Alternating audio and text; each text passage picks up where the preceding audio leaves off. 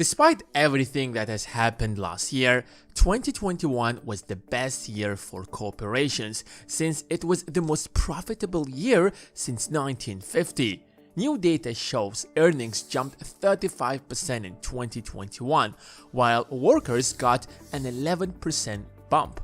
You can't call that year a bad year when profits are at their peak in 70 years. Now you know why we have so much inflation. Even in 1971, when the United States abandoned the gold standard, profits didn't surge this much. But the problem is that not everyone is profiting from this surge. 45% of Americans don't own a single stock.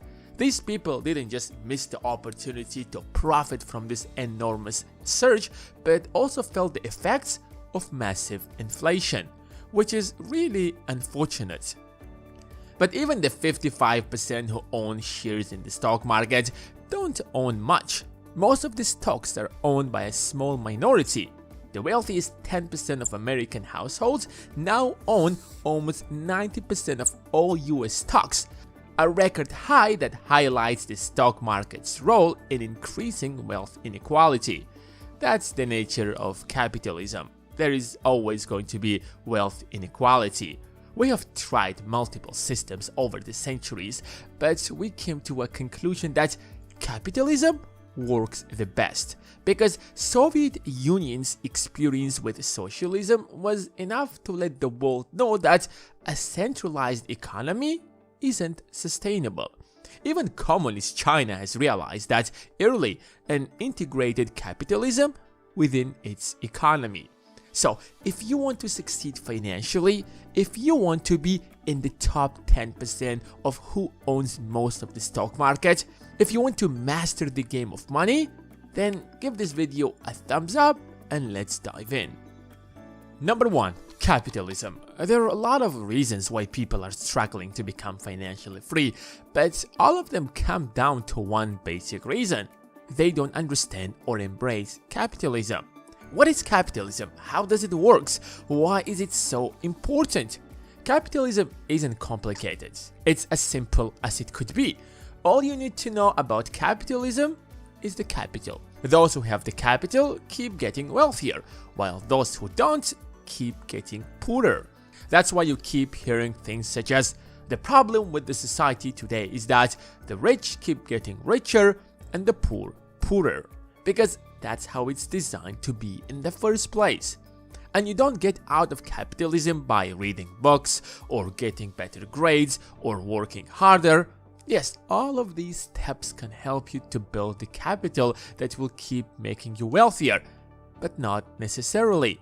There are some out of many other actions that you can take to build that capital.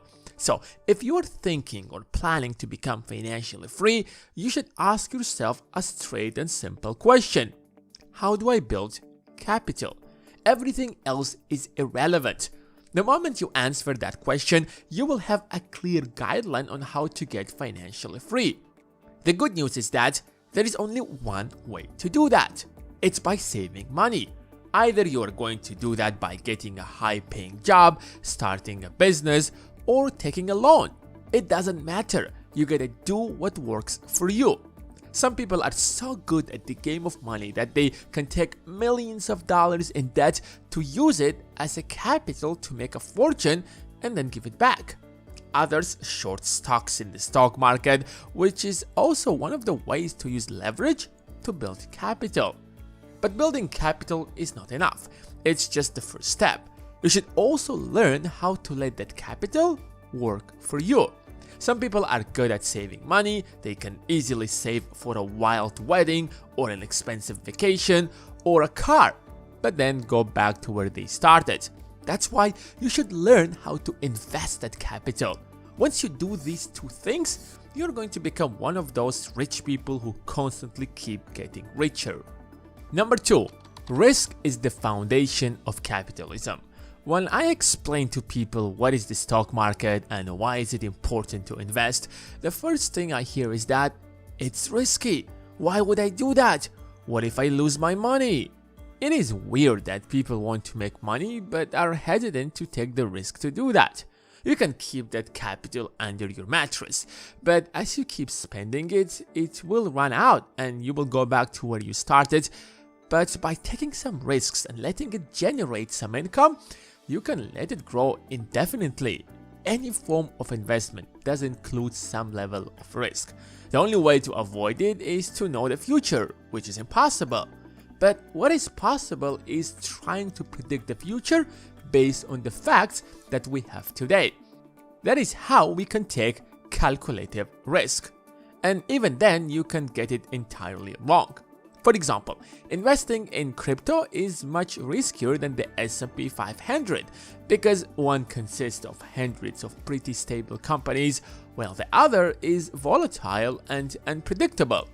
However, at the same time, with crypto, you can double your wealth overnight, while it's impossible to do the same with the S&P 500.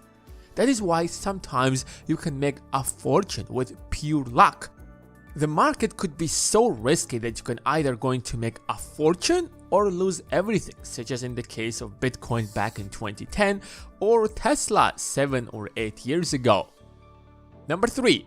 Capitalism is great when you're disciplined and hardworking, and horrible if you're not.